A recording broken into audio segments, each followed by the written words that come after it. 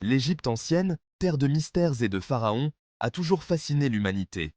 En 1922, le monde entier retient son souffle. Howard Carter découvre la tombe quasi intacte du pharaon Toutankhamon. Imaginez l'émotion lorsque Carter voit l'entrée scellée de la tombe. L'intérieur du tombeau est d'une splendeur inouïe.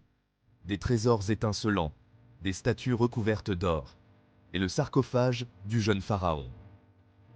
La découverte de la tombe de Toutankhamon est un événement majeur.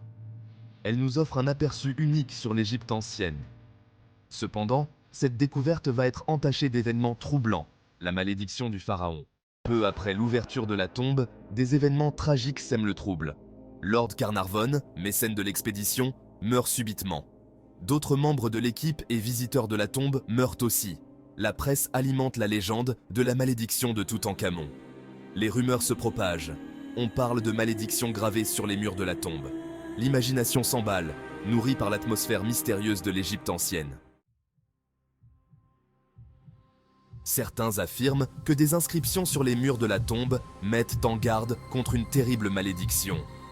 Ces inscriptions promettent un destin funeste à quiconque osera profaner le tombeau du pharaon.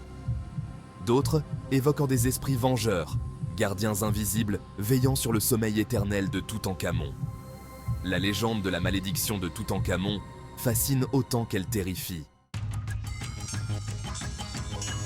La science apporte des explications rationnelles aux événements tragiques après la découverte de la tombe. Des analyses ont révélé des moisissures toxiques dans l'air confiné du tombeau.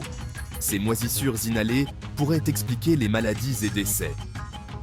Les piqûres d'insectes peuvent aussi causer des infections mortelles, comme pour Lord Carnarvon. La réalité peut souvent s'expliquer par des phénomènes naturels. Alors, la malédiction de Toutankhamon est-elle une réalité ou une simple légende? S'agit-il d'une punition divine infligée à ceux qui ont osé déranger le repos du pharaon? Ou d'une série de coïncidences malheureuses amplifiées par la peur et la superstition? La question reste ouverte, alimentant les débats et les spéculations. Le mystère de la malédiction de Toutankhamon continue de fasciner. Faut-il y voir la main vengeresse d'un pharaon courroucé ou le fruit du hasard et de la superstition? Le débat reste ouvert. Et vous, qu'en pensez-vous? Croyez-vous à la malédiction de Toutankhamon? Si cette histoire vous a plu, n'oubliez pas de vous abonner, partager et activer la cloche pour d'autres histoires surprenantes.